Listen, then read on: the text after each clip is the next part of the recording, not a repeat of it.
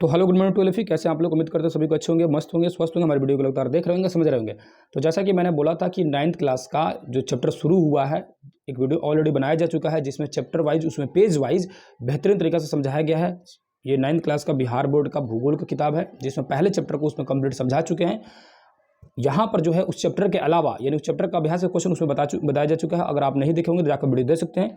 उससे लास्ट में भी ऑब्जेक्टिव क्वेश्चन भी डाला गया है, लेकिन उसमें थोड़ा सा वॉइस ओवर हो गया, इसीलिए एमसीक्यू क्वेश्चन को अलग से बनाया जा रहा है, जिसमें इसमें उस चैप्टर से रिलेटेड यानी पहले नंबर चैप्टर से यानी 9th क्लास के भूगोल का जो चैप्टर है, चैप्टर नंबर 1, उसका MCQ question, extra MCQ question को डिटेल में इसमें समझाया जाएगा। 30 से 40 क्वेश्चन हो सकते हैं। चैप्टर जितना बड़ा होगा उसमें उतना ही ज़्यादा एमसीक्यू क्वेश्चन आएगा। सबसे पहले नंबर क्वेश्चन से शुरू करते हैं। क्षेत्रफल की दृष्टि से भारत विश्व का कौन सा स्थान है? तो 7वें नंबर स्थान है। भारत जो है कितने नंबर पर? 7वें नंबर पर। इससे बड़े कितने देश है? इससे बड़े जो है 6 और देश है। उसका ट्रिक मैंने बता चुका हूँ। रुक, चीन, अब कौन आएगा? भारत आएगा। ठीक है, पहले उसको जो चैप्टर का वीडियो बनाया गया उसमें डिटेल में समझाया गया है। अगर वो चैप्टर का जो क्लास जो है आप देखे होंगे तो जितना एमसीक्यू क्वेश्चन यहाँ पे कराऊंगा सारे एमसीक्यू क्वेश्चन आपको आसानी से बन जाएगा। जो बच्चे नहीं देख रहे होंगे आप पहले जाइएगा, उस चैप्टर को पूरे डिटेल में समझ लीजिएगा, या आपको पहले से पता होगा तो आसानी से इस क्वेश्चन को लगा सकते हैं। तो पहले नंबर क्वेश्चन का आंसर हो जाएगा, 7वें नंबर पर है भारत। ठीक है, दूसरे नंबर क्वेश्चन आएंगे तो भारत का अक्षांशीय और देशांतरीय विस्तार लगभग कितने डिग्री का अंतर है? तो कितने डिग्री का अंतर भैया? तो 30 डिग्री का अंतर है। कैसे? देखो, 8 से शुरू होता है और 37 पे जाकर खत्म हो जाता है। इधर 68 से देशांतर शुरू होता है और 97 तक देशांतर खत्म होता है। तो अगर आपको ध्यान में पता होगा, मैप में अब मैप को ध्यान से देखे होंगे और आपको पता होगा तो समझ पा रहे होंगे कि 30 डिग्री, लगभग 30 डिग्री का अंतर है। 3 नंबर क्वेश्चन आएंगे। 3 नंबर क्वेश्चन में लिखा है भारत की मानक मध्याह्न रेखा का मान, यानी कि समय रेखा कहाँ गुजरा है? तो जो देशांतर रेखा हम लोग है 68 से 97 तक, उसके बीच की है जो रेखा है उसको बोलते हैं 82.5 डिग्री वाली रेखा। क्या बोलते हैं? 82.5 डिग्री वाला। तो मानक समय रेखा कितना हो जाएगा? 82.5 डिग्री। उसके बाद अगला क्वेश्चन है, 4 नंबर क्वेश्चन है कि भारत की स्थलीय सीमा रेखा तटीय सीमा रेखा से कितनी बड़ी है? तो कितनी बड़ी है भैया? 2 गुनी बड़ी है। कैसे? इसको समझते हैं लो। देखो, हम लोग का स्थलीय सीमा रेखा है वो 15,200 किलोमीटर है। वही जलीय जो सीमा रेखा है वो 7516.6 है। तो जाहिर से दिख रहा है कि 7.5 से 15 इसका दुगुना है। तो स्थलीय सीमा रेखा जलीय सीमा रेखा से दुगुनी बड़ी है। 5 नंबर क्वेश्चन आएंगे तो 5 नंबर क्वेश्चन देखेंगे, भारत और चीन के बीच में कौन सी सीमा रेखा खींचा गया था? कौन सी सीमा रेखा खींचा गया? तो मैक मोहन लाइन खींचा गया है भारत और चाइना के बीच में। ये 1914 के आसपास में खींचा गया था। शिमला समझौता के तहत खींचा गया था, लेकिन इसको जो चाइना जो है नहीं मानता है, बोलता है कि ये तिब्बत के साथ हुआ था और तिब्बत उस समय कहता है कि तिब्बत था ही नहीं, है ना। मतलब उसे कहना मतलब कि तिब्बत चाइना का ही हिस्सा था। ठीक है, 6 नंबर क्वेश्चन आएंगे तो कर्क रेखा निम्न में से किस राज्यों से नहीं गुजरती है? ध्यान दीजिएगा, यहाँ पर लिखा है नहीं गुजरती है। आप देखो ध्यान से, कर्क रेखा भारत के 8 राज्यों से होकर गुजरती है। ये आप सभी को पता होना चाहिए, आप सभी पहले से ही जानते हैं। ठीक है, मैं पहले ही बता चुका हूँ, है ना। 8 राज्यों से गुजरती है। अब इसमें से कौन से राज्य से नहीं गुजरता है? तो जाहिर सी बात है इसमें से महाराष्ट्र से नहीं गुजरता है। कैसे? देखो, गुजरात से गुजरता है। तो पहले गुजरात, उसके बाद राजस्थान, मध्य प्रदेश, छत्तीसगढ़, उसके बाद से झारखंड, वेस्ट बंगाल, त्रिपुरा और मिजोरम। ये 8 राज्यों से होकर गुजरती है हम लोग का कर्क रेखा। ठीक है, तो इसमें महाराष्ट्र नहीं होगा। 7 नंबर क्वेश्चन आएंगे। 7 नंबर क्वेश्चन देखेंगे, इनमें से कौन सा उत्तर प्रदेश सीमा को छूता है? कौन सा देश? अब ये कौन सा देश है? तो भाई साहब, आपको मैप अगर मालूम होगा तो यहाँ देख सकते हो, ये नेपाल है। नेपाल से यहाँ पर उत्तर प्रदेश और हम लोग का बिहार, यूपी और बिहार दोनों इससे सटा हुआ है। ठीक है, तो आप सभी को पता होना चाहिए कि उत्तर प्रदेश जो है नेपाल के साथ सीमा साझा करता है। 8 नंबर क्वेश्चन देखेंगे तो लिखा हुआ है वो कौन सा स्थान है जो 3 समुद्रों के मिलन स्थल को पर स्थित है? तो 3 तरफ से जिसके पानी है, यानी वैसा जगह का नाम बताइए, ये वाले जगह का नाम बताइए जो 3 तरफ से, अरब सागर, बंगाल की खाड़ी और हिंद महासागर। तो कौन सा जगह? कन्याकुमारी हो जाएगा, जो तमिलनाडु में है। ठीक है, 9 नंबर क्वेश्चन देखिएगा तो 9 नंबर क्वेश्चन लिखा हुआ है भारत का मुख्य भाग को सही अक्षांशीय विस्तार बताइए। अब अक्षांशीय विस्तार बताना है, ऊपर ही बता चुका हूँ, 8 डिग्री 4 मिनट से लेकर 37 डिग्री 6 मिनट, आपका सी नंबर आंसर हो जाएगा। ठीक है, उसके 10 नंबर क्वेश्चन आएंगे। 10 नंबर क्वेश्चन देखेंगे तो भारत का देशांतरीय विस्तार बताया, जैसे कि मैंने पहले ही बता चुका हूँ, 68 डिग्री 60 मिनट से लेकर 97 डिग्री 25 मिनट तक आपका पहला नंबर ऑप्शन हो जाएगा। 11 नंबर क्वेश्चन आएंगे तो भारत की मुख्य भूमि का पूर्व से पश्चिम की तरफ विस्तार। अब कह रहे क्या? यही पूर्व से पश्चिम की तरफ, यानी ईस्ट से वेस्ट की तरफ में कितना हो जाएगा? पूर्व से पश्चिम की तरफ इसका विस्तार हो जाएगा 2933 किलोमीटर। देखो यहाँ दशमलव दे दिया है, दशमलव होगा नहीं, यहाँ पर होना चाहिए आपका पॉइंट। ठीक है, ये सॉरी ना कॉमा होना चाहिए, 2 दशमलव नहीं होगा, 2933 वर्ग किलोमीटर फैला हुआ है। ठीक है, कहाँ से कहाँ तक? ना पूर्व से पश्चिम की तरफ। वही उत्तर से दक्षिण की तरफ देखेंगे तो उत्तर से दक्षिण की तरफ देखेंगे तो उत्तर से दक्षिण आएंगे तो 3214 किलोमीटर। कितना है? 3214 किलोमीटर है, जिसका ऑप्शन नंबर आपका सी हो जाएगा आंसर। ठीक है, अगला क्वेश्चन आएंगे, 13 नंबर क्वेश्चन आएंगे तो निम्न में से कौन सी रेखा भारत को उत्तर और दक्षिण भागों में बांटता है? अब भाई मतलब सिंपल सी, भारत के बीचों बीच में से कौन सी रेखा गुजरी है? तो कर्क रेखा गुजरी है। आप सभी को पहले से पता है कर्क रेखा गुजरा हुआ है भारत के बीचों बीच से। 14 नंबर क्वेश्चन आएंगे तो लिखा हुआ है कि अंडमान निकोबार द्वीप समूह से निकटतम देश कौन सा है। तो अंडमान निकोबार द्वीप समूह से कौन सा अंडमान निकोबार द्वीप समूह से निकटतम देश है, कौन सा देश है भैया, है ना। तो अंडमान निकोबार से सटा हुआ देश है इंडोनेशिया। कैसे, यहाँ देखिएगा तो अंडमान निकोबार, उसके नीचे है इंडोनेशिया, जो दुनिया की सबसे बड़ी मुस्लिम कंट्री है, मतलब मुस्लिमों की आबादी वहाँ पर सबसे ज़्यादा है, ठीक है। 15 नंबर क्वेश्चन आएंगे तो लिखा हुआ निम्नलिखित में से कर्क रेखा किस राज्य से नहीं गुजरता। फिर वही क्वेश्चन आ गया। तो अगर आपको पता होगा कि कहाँ से गुजरता है, जो 8 राज्य मैंने अभी बताया है, तो आपको जाहिर सी बातें समझ आ जाएगा कि उड़ीसा से नहीं गुजरता है। तो ऑप्शन नंबर सी आपका आंसर हो जाएगा।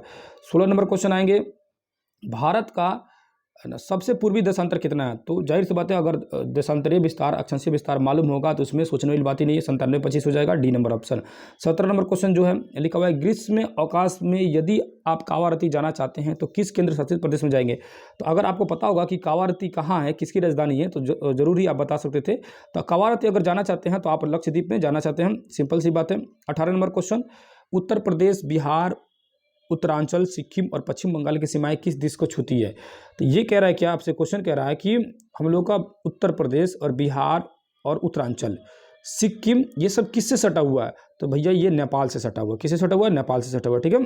उसके बाद देखेंगे, देखो ये सब चीज़ें जो है ना मैप वाली चीज़ें, तो मैं कई बार अपने क्लासों में बच्चों से भी बताता हूँ कि एक मैप खरीद लेना चाहिए और अपने घर पे रख लेना चाहिए। मैप को डेली देखते रहिए, एक दिन में समझ नहीं आएगा, लेकिन डेली देखते देखते मैप आपके दिमाग में लोड हो जाएगा। तो देखो ज्योग्राफी का मतलब होता है कि मैप अगर आपको पूरी तरह से मैप में आपका कमांड है तो समझ जब 50% ज्योग्राफी का क्वेश्चन या किसी भी टॉपिक को आप 50% समझ चुके हैं पहले ही, बस 50% टीचर को समझाने की देरी है, आप तुरंत उसको पकड़ लीजिएगा, ठीक है।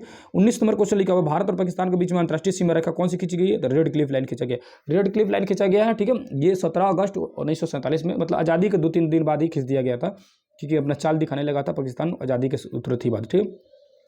20 नंबर क्वेश्चन लिखा है, कर्क रेखा निम्न में से किस राज्य से होकर नहीं गुजरती है। वही क्वेश्चन बार बार पूछा, अगर आपको पता होगा तो सारी चीज़ें कंसेप्ट आसानी से कंप्लीट कर पा रहे होंगे। कर्क रेखा पर वो 8 राज्यों को याद कर लीजिएगा, जो नहीं गुजरा वो ऑटोमेटिक समझ आएगा। इसमें भी ऑप्शन नंबर सी यानी महाराष्ट्र आपका आंसर हो जाएगा, महाराष्ट्र जो है नहीं गुजरा हुआ, ठीक है। 21 नंबर क्वेश्चन लिखा हुआ, भारत का पूर्व और पश्चिम विस्तार सर्वाधिक है। पूर्व और पश्चिम का विस्तार, अब कह रहे हैं कि भाई साहब सर्वाधिक विस्तार किधर है, तो 22 डिग्री से ऊपर में है, समझ रहे ना, 22 डिग्री से ऊपर में है। सर्वाधिक विस्तार देखेंगे तो 22 डिग्री के बाद आपको देखने के लिए मिलेगा। मैप में आपको उस वाले वीडियो में पूरे डिटेल में समझाया हूँ, अगर आप नहीं देखे होंगे जाकर देख सकते हैं, उसमें बहुत ही डिटेल तरीका से बताया गया कि 22 डिग्री के बाद दक्षिण में आते हैं लोग तो भारत जो है पतला होते जाता है, और ऊपर जाते हैं तो चौड़ा होते जाता है, ठीक है। भारत की मानक यमुनोत्तर यानी कि वही समय रेखा कौन सी है, तो 82.5 डिग्री। 82.5 डिग्री ऑप्शन में दिख ही नहीं रहा है, तो 82.5 लिख लीजिएगा, 82.5 डिग्री है ना, मानक समय रेखा हो जाएगा 82.5 डिग्री, ठीक है। यहाँ पर कुछ मिस्टेक हुआ है ना, कितना होना चाहिए, 82.5 डिग्री हो जाएगा, ठीक है। ये हो जाएगा 82 डिग्री और 1/2 होना चाहिए इसको, तो 82.5 डिग्री है भारत की समय रेखा, ठीक है। ऑप्शन नंबर डी यहाँ दे रहा है, लेकिन ऑप्शन नंबर डी नहीं होगा, 83.5 डिग्री नहीं होता है, 82.5 डिग्री होता है। आप भी अपने से समझ सकते हैं, 68 से शुरू हुआ 97 तक गया है, तो बीचों बीच की हो जाएगा 82.5 डिग्री, जिसको मानक समय रेखा बोलते हैं। और ये इलाहाबाद के नैनी से होकर गुजरा हुआ है, जो उत्तर प्रदेश में। विश्व देखो, विश्व क्वेश्चन में गलती टाइप हो गया, विश्व का कितना क्षेत्रफल भारत के पास में, ऐसे होना चाहिए, इसमें से का या की छोड़ दिया, ठीक है। तो विश्व का कितना प्रतिशत भाग जो है भारत अकेले छेक के रखा हुआ है, तो 2.4%, ये आपको भी पता है कितना है, तो 2.4% है पूरी दुनिया में भारत अकेले, मतलब इतना परसेंट जगह छेक के रखा हुआ है क्षेत्रफल के हिसाब से। 24 नंबर क्वेश्चन आइएगा, तो 24 नंबर क्वेश्चन लिखा है, भारत के सुदूर पूर्व एवं पश्चिम के बीच का समय का अंतराल कितने घंटों का है। तो पूरब से पश्चिम की तरफ आएंगे, अभी मैंने उस वाले वीडियो में मैंने समझाया था आप लोगों को, ये हम लोग का होगा पूरब, जो पूरब में हो गया अरुणाचल प्रदेश, ठीक है। और यहाँ हो गया पश्चिम, जो है हो गया कच्छ के रण यानी गुजरात साइड में। तो मैं बोला था कि सूरज निकलता है पूरब से और 1 डिग्री क्रॉस करने में उसको 4 मिनट लगता है, तो यहाँ तक आने में 30 डिग्री का अंतर है, तो इसका मतलब हो गया 120 मिनट लगेगा। इसका सिंपली बात है, कितने घंटे का समय हो गया भैया, 2 घंटे का समय होगा, ठीक है, 2 घंटे का समय, ठीक है। 25 नंबर क्वेश्चन आएंगे, तो स्वेज नहर बनने से भारत और यूरोप के बीच में, देखो स्वेज नहर जो है, जब अफ्रीका, उसमें मैप में बताऊंगा, जब ये जो अफ्रीका महादेश है, अफ्रीका ऊपर में यूरोप महादेश है, और यहाँ हम लोग का एशिया महादेश है जहाँ की भारत है। तो पहले क्या होता है ना, नीचे से होकर जाना पड़ता था, ये केप ऑफ गुड होप के जरिए जाना पड़ता था। यहाँ पर स्वेज नहर बन गया, स्वेज नहर खुल गया, तो इस रास्ते से जाने में क्या हो गया कि 7000 किलोमीटर की दूरी जो है कम हो गई। ये दशमलव नहीं होगा, 7000 होगा, ये पॉइंट ऐसे कॉमा होगा, है ना, 7000 किलोमीटर की दूरी कम हो गई, समझ गए ना। आगे चलिए, 26 नंबर क्वेश्चन जो है, इनमें से कौन सा देश भारत का पड़ोसी देश नहीं है। तो आपको अगर मैप मालूम होगा, मैं जाहिर सी बात है, मैं बार बार बोल रहा हूँ कि मैप अगर आपके दिमाग में लोड है तो सारी चीज़ें कंसेप्ट क्लियर रूप से समझ पा रहे होंगे। नेपाल पड़ोसी है, श्रीलंका पड़ोसी है, मालदीव पड़ोसी है, लेकिन ब्रुनेई जो है हम लोग का पड़ोसी नहीं है। 27 नंबर क्वेश्चन आइएगा तो लिखा हुआ है भारत मुख्य भूमि के समुद्री तट की लंबाई कितनी है। तो सिर्फ मुख्य भूमि की पूछ रहा है, देखो ध्यान से, मुख्य भूमि की पूछेगा, यानी ये इस वाली तट रेखा का पूछ रहा है तो 61 से हो जाएगा, लेकिन अंडमान और लक्षद्वीप ये मिला देगा, अंडमान निकोबार, तो लगभग ये हो जाएगा 75 16 दशमलव, ये 7 दशमलव नहीं होगा है ना, 75 16.6 किलोमीटर जाएगा, कितना जगह 75 16.6 किलोमीटर जाएगा, ठीक है। 28 नंबर क्वेश्चन देखिए, भारत का जो है क्षेत्रफल कितना है, सॉरी एक मिनट रुक जाइएगा, भारत का क्षेत्रफल कितना है। तो भारत का जो क्षेत्रफल है, भारत का कुल क्षेत्रफल कितना है, 32.8 लाख वर्ग किलोमीटर। यह क्वेश्चन में मिस्टेक है, 32.8 लाख, यहाँ पर 8 होना चाहिए, 32.8 लाख वर्ग किलोमीटर फैला हुआ है भारत का क्षेत्रफल, ठीक है। तो ऑप्शन नंबर बी आंसर दिया है, लेकिन यहाँ पर 8 इसको बना लीजिएगा, 32.8 लाख वर्ग किलोमीटर में भारत जो है इसका क्षेत्रफल फैला हुआ है, ठीक है। उसके बाद 29 नंबर क्वेश्चन में आएंगे, देखेंगे, मेरे मित्र एक ऐसे देश में निवास करते हैं जिसकी सीमा भारत के साथ नहीं लगती है। अब सिंपल बस यही आगे पढ़ेंगे, निम्नलिखित में से वो कौन सा देश है, तो नहीं लगती है भैया, नेपाल तो लगभग करता है, बांग्लादेश लगभग करता है, भूटान लगभग करता है, तजाकिस्तान नहीं लगता है, ठीक है। आंसर कौन सा हो जाएगा, तजाकिस्तान हो जाएगा, ठीक है ना। उसके बाद आएंगे 30 नंबर क्वेश्चन, भारतीय मानक समय निर्धारित होता है। तो वही समय रेखा ऊपर कई बार बता चुका हूँ, 82.5 डिग्री है, इसमें ऑप्शन में 82.5 डिग्री कहीं नहीं दिख रहा है, यही होना चाहिए, लेकिन थोड़ा सा गड़बड़ मिस्टेक कर दिया है, 82.5 डिग्री हो जाएगा भारत का समय रेखा, ठीक है। उसके बाद 31 नंबर क्वेश्चन आएंगे, हमारा देश भारत किस महासागर के शीर्ष पर स्थित है। कौन सा महासागर के बाद स्थित है भाई साहब, तो भारत जो है अरब सागर के पास, तो अरब सागर के पास ये हम लोग का क्या बोलते हैं इसको, पश्चिम साइड में है, प्रशांत महासागर तो है ही नहीं हम लोग के पास में, ठीक है। बंगाल खाड़ी इधर पूरब साइड में, लेकिन महासागर पूछेगा तो हिंद महासागर आंसर हो जाएगा। किस महासागर पास में है, तो हिंद महासागर के पास में है। 32 नंबर क्वेश्चन है कि भारत के सबसे दक्षिणी छोर कौन सा हो जाएगा। अब ये सबसे लास्ट छोर पूछ रहा है, सबसे लास्ट वाला, इस वाले छोर के नाम बोल रहा है, तो इस वाले छोर का नाम हो जाएगा आपका है ना, दक्षिणतम बोल रहा है, भारत के सबसे दक्षिणतम, यानी कि अंडमान निकोबार का सबसे लास्ट वाला पूछ रहा था, निकोबार हो जाएगा, सबसे अंतिम का हो जाएगा निकोबार हो जाएगा, है ना। भारत देखो यहाँ पर आंसर ए दिया हुआ है, लेकिन ये यहाँ पर लिखा नहीं है कि मुख्य भाग का, अगर लिखा रहता है कि भारत के मुख्य भाग का सबसे दक्षिणी छोर, तो मुख्य भाग का दक्षिणी छोर कन्याकुमारी हो जाएगा, लेकिन पूरे भारत का देखेंगे सिर्फ लिखा है भारत का सबसे दक्षिणी, तो सबसे दक्षिणी निकोबार ही होना चाहिए, निकोबार, क्योंकि अंडमान ऊपर, उसके निकोबार का सबसे लास्ट वाला है, जिसका नाम हम लोग इंदिरा पॉइंट है ना, इंदिरा पॉइंट बोलते हैं या पिगमिलियन पॉइंट बोलते हैं, जो भी बोल सकते हैं, लेकिन निकोबार ही है, ऐसा कुछ नहीं है, सर ना। अगर मुख्य भूमि को बोलते हैं तो कन्याकुमारी हो जाता है, ठीक है। अगला नंबर 33 नंबर क्वेश्चन देखेंगे, तो भारत का सबसे पश्चिमी छोर पर स्थित राज्य कौन सा है। तो पश्चिम छोर में कौन सा जगह, तो पश्चिम आ जाएगा, तो हम लोग का ये गुजरात हो जाएगा, पश्चिम साइड में, मतलब कह रहा है इस साइड में, पश्चिम साइड में, तो गुजरात है, और इस साइड में आएगा तो अरुणाचल प्रदेश हो जाता है, ऊपर में आता तो लद्दाख हो जाता है, नीचे आ जाता है तो कन्याकुमारी, यानी आपका मुख्य भूमि का बात किया जा रहा है, ठीक है। 35 नंबर क्वेश्चन आएंगे, तो भारत की कुल स्थल सीमा रेखा की लंबाई कितनी है। तो स्थल सीमा रेखा ऊपर ही बता चुका हूँ, 15,200 किलोमीटर, ये दशमलव नहीं कॉमा होगा, 15,200 किलोमीटर है ना स्थलीय सीमा रेखा है। 36 नंबर क्वेश्चन है, नेपाल और भूटान भारत के किस दिशा में है। तो अगर आपको मैप पता होगा तो यहाँ ऊपर में है, उत्तर साइड में ये नेपाल हो गया, और यहाँ पर हम लोग को सिक्किम, उसके बाद फिर से आ जाता है वापस भूटान, तो दोनों कहाँ है, उत्तर दिशा में, कहाँ हो जाएगा, उत्तर साइड में हो जाएगा भारत का, ठीक है। 37 नंबर क्वेश्चन देखेंगे तो लिखा हुआ कर्क रेखा, यानी होना चाहिए कर्क रेखा, कर्क लिखा गया है, ठीक है, कर्क रेखा, ठीक है।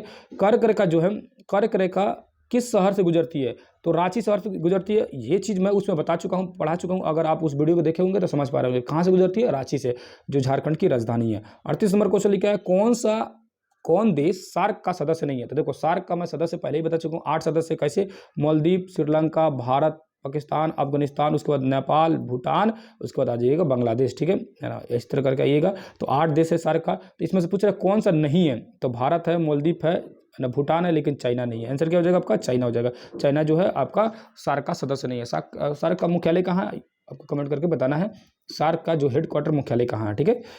39 नंबर क्वेश्चन है, धनुष कोटि। अब ये धनुष कोटि कहाँ है भैया, तो भारत जो है इसके अंतिम जो छोर है उसको बोलते हैं हम लोग धनुष कोटि, ठीक है।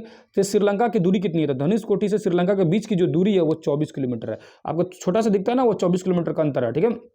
एडम्स ब्रिज, वही एडम्स ब्रिज, यानी जिसको हम लोग क्या बोलते हैं लोग, है ना, राम सेतु पुल भी बोला जाता है, तो एडम्स ब्रिज अंग्रेजों में बोलता था लोग। तो एडम्स ब्रिज जो है भारत और किस देश के बीच में था, श्रीलंका के बीच में। तो जो राम सेतु पुल है वो किसी के बीच में, आपको पता है पहले से ही, स्वर्ण भारत और श्रीलंका के बीच में एडम्स ब्रिज दे देगा, तो राम सेतु पुल का ही दूसरा नाम है एडम्स ब्रिज, ठीक है। जम्मू कश्मीर के उत्तर पूर्वी में कौन सा पठार है। अब देखो ये हो गया हम लोग का ऊपर वाला जम्मू कश्मीर, पहले था इसीलिए क्वेश्चन पहले के हिसाब से बना हुआ है। अभी जो होगा वो जम्मू कश्मीर ना होकर लद्दाख हो जाएगा, तो क्या देगा, लद्दाख देगा, ठीक है। तो लद्दाख के उत्तर पूर्व, तो लद्दाख के चलिए उत्तर में, ये हो गया उत्तर, और अजय इधर पूर्व में, तो इस वाले साइड में कह रहा है कौन सा पठार है, तो इस वाले साइड में है तिब्बत का पठार। कौन सा है, तिब्बत का पठार। लेकिन यहाँ पूछता तो यहाँ हो जाता पामीर का पठार, जो संसार का जिसका छत बोला जाता है, ठीक है। अगला क्वेश्चन, उसके बाद ये क्वेश्चन आ गया 1 नंबर, यानी यहाँ से आ गया दूसरा नंबर चैप्टर। तो हम लोग हो गया कंप्लीट पहले नंबर अध्याय का दूसरे नंबर चैप्टर का ऑब्जेक्टिव क्वेश्चन। जब दूसरे नंबर चैप्टर कंप्लीट हो जाएगा तो उसका भी बना दिया जाएगा, ठीक है। तो दूसरे नंबर चैप्टर को डिटेल में समझाया जाएगा, जिसमें मैं उसमें क्या करूँगा, आप सभी को जो बुक को है, बुक का पेज बाई पेज, एक एक पेज को अंडरलाइन किया हुआ है, उसमें डिटेल से समझाया गया है। अगर आप नहीं देखे होंगे तो जाकर देख सकते हैं। ये रहा पहले नंबर चैप्टर का, लगभग कितना क्वेश्चन हो गया था हम लोग का, क्वेश्चन हो गया था लगभग 41 क्वेश्चन हो गया। देखो चैप्टर जितना बड़ा होगा उसका एमसीक्यू क्वेश्चन उतना ही आएगा, ठीक है। तो वीडियो कैसा लगा कमेंट करके बता सकते हैं, और सारे बच्चे इस वीडियो को देखते रहेंगे। हमारे क्लास वाले बच्चे हैं वो तो एकदम आप कंफर्म इसको देखते रहिए, क्योंकि आपका जो क्लास के अंदर जो टेस्ट होगा इसी ऑब्जेक्टिव क्वेश्चन से रिलेटेड होगा टेस्ट, समझ रहे ना। तो 9th क्लास के जितने भी बच्चे हैं आप इस वीडियो को पूरा कंप्लीट देख लीजिएगा, सारे एमसीक्यू क्वेश्चन को दिमाग में लोड कर लीजिएगा। इस बार जो टेस्ट होगा ना, जो साप्ताहिक टेस्ट जो तो होता है आपका, वीकली जो टेस्ट होता है, इस बार टेस्ट में आपका इसी से एमसीक्यू क्वेश्चन रहेगा। और जो नए बच्चे हैं आप इस वीडियो को देख सकते हैं। अगर वीडियो आपके लिए काम लायक है, यूजफुल है, तो चैनल को सब्सक्राइब कर सकते हैं और हमारे साथ जुड़ सकते हैं, ठीक है। तो फिर किसी दूसरी क्लास में मिलेगा, तब तक के लिए धन्यवाद, नमस्कार, अस्सलाम वालेकुम, जय हिंद, जय भारत।